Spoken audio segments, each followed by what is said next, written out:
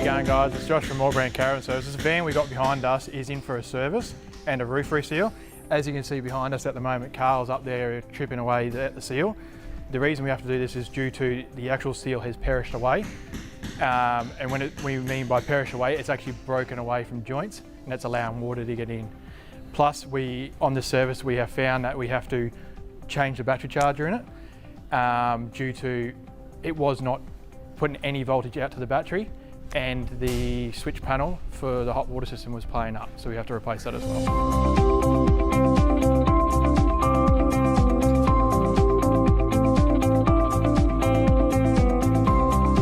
So with reseals, when we do these, what we need to do is actually scrape all the old seal off. That's what Carl up here is actually doing at the moment. And once we get all that off, we wipe it down with metho, and then we have to reseal all the joints where the original seal was.